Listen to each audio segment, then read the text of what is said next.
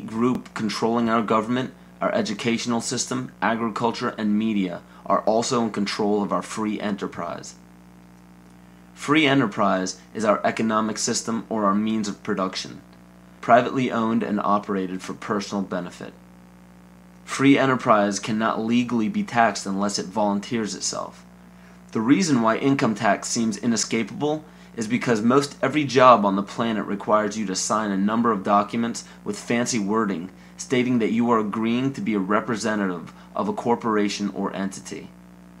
What all of this means is simply that when you sign working papers, which are required by pretty much every employer that you apply to, you are waiving your rights as a natural person protected under the Constitution and agreeing to represent an artificial person that is not protected under the Constitution.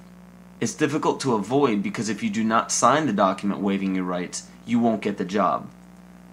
So why does every employer voluntarily pay taxes, which leads to the requirement of those documents? Because without doing so, the business loses all state and federal benefits provided to private or commercial business.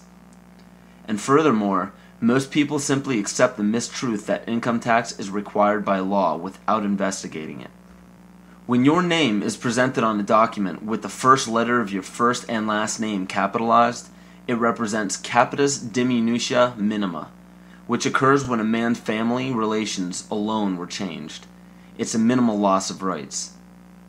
When your last name appears in capital letters, it represents capitis diminutia media, which occurs when a man loses his rights of citizenship but not his rights to liberty.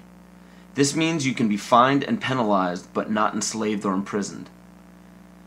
But when your entire name is capitalized on any document, it represents capitis diminutia maxima, which states that a man's condition changes from freedom to bondage. All rights of citizenship and family rights are surrendered. This means you can be fined, imprisoned, and enslaved in any amount for any duration at the whim of the state's suggestion. But it is important to note that if you do not legally bind yourself to these documents stating that you waive your rights and represent a corporation, you do not have to attend any court. There are two kinds of law on the earth, as I've said. One is called civil law, which is the law of the land, and one is called maritime admiralty, which is called the law of water. The maritime admiralty is banking law.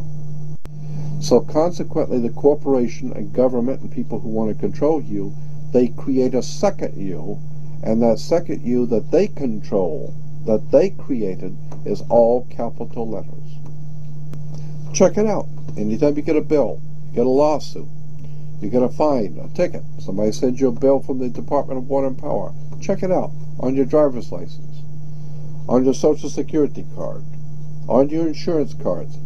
Anything having to do with business, your name will always be in all capital letters, because only all capital letters can be dealt with by banks and government. You need to wake up and find out how this stuff really works.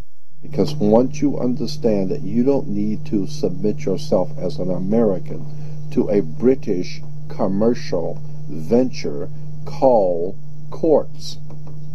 You're an American. You don't need to go to court. There's nobody. You only go to court because you agreed to go to court.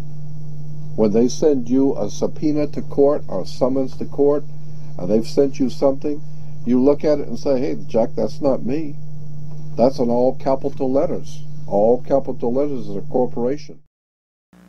Those who are charged under these maritime admiralty courts usually don't understand that they are voluntarily being fined and imprisoned. When a judge calls your name and asks if you are that name, those who say yes are verbally agreeing to represent the artificial person that the name represents. In doing so, you are voluntarily waiving your rights under the Constitution. Your absolute rights as natural persons are the right to life, security, and property. And all of these are very important. Remember that you can never be deprived of these simple rights unless you are willingly waiving them. But you need to understand your rights if you want to be protected under them. When sustainable development is knocking down your door for the right to your property, you need to understand your inherent right to your property, which extend from the visible surface to the center of the earth. But please note that these steps are simply the beginning. They merely treat the symptoms instead of attacking the root. To understand fully how to protect yourself, you need to understand your origin.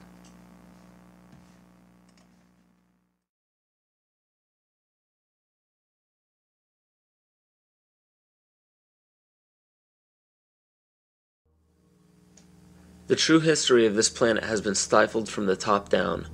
Since the inception of monotheism and the ridicule as well as outlaw in specific cultures of all pagan religions and practices, a lie has been forced upon all civilizations.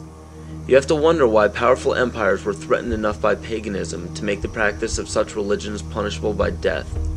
This threat didn't end during the Roman Empire. Take a look at how the founders of America, by mandate of Great Britain, wiped out Native American tribes indiscriminately. Great Britain has also shown some of the most brutal forms of genocide in Africa, India, New Zealand, New Guinea, and many other locations in which pagan tribes still existed. East Timor suffered from one of the most brutal genocides in all of history and was fueled by the United Nations and the United States funding during the Carter administration. Ford and Kissinger visited Jakarta, I think it was December 5th. We know that they had requested that Indonesia delay the invasion until after they left because it would be too embarrassing. And within hours, I think, after they left, the invasion took place on December 7th. What happened on December 7th in 1975 is just one of the great evil deeds of history. Early in the morning, bombs began dropping on Dili.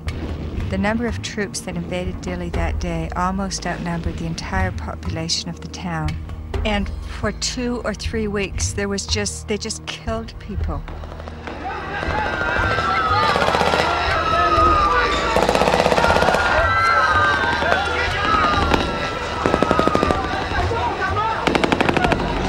So the Timorese were fleeing into the jungles by the thousands. By late 1977-78, Indonesia set up receiving centers for those Timorese who came out of the jungle waving white flags. Those the Indonesians thought were more educated or who were suspected of belonging to Frelimo or other opposition parties were immediately killed. They took women aside and flew them off to Dili in helicopters for use by the Indonesian soldiers. They killed children and babies. But in those days, their main strategy and their main weapon was starvation. By 1978, it was approaching really genocidal levels. The church and other sources estimated about 200,000 people killed. The U.S. backed it all the way. The U.S. provided 90% of the arms. Right after the invasion, arms shipments were stepped up. When the Indonesians actually began to run out of arms in 1978, the Carter administration moved in and increased arms sales. And other Western countries did the same. Canada, England, Holland, and everybody who could make a buck was in there trying to make sure they could kill more Timorese. The last thing that the ones in power want is a sovereign group or tribe setting a positive example for others. It is important to note that followers of monotheistic religions are not to blame, just as not all members of Freemasonry, intelligence agencies, fraternal orders, or political organizations are part of the esoteric agenda that is being carried out in all upper echelons of society. And it's difficult for people to comprehend, but paganism is no more dangerous than understanding surgical procedures. The knowledge can be very useful when applied properly, yet it can also have very detrimental effects if misused or abused. Understand that most all of these problems are not by mistake, but by design. Most people do not understand how colors, shapes, catchwords and phrases, and biological timings are all used as talismans to affect humanity on an emotional and spiritual level. Colors are used hypnotically in every news channel and corporate advertisement. Fast food chains typically use vibrant reds, yellows, and whites in their restaurants to cause the customers to feel hurried and restless. This helps the customers filter in and out quicker to make for more customers. Fine dining restaurants, on the other hand, use very earthy, natural colors such as soft greens, blues, and browns to calm the senses and to make for a more lengthy and peaceful meal.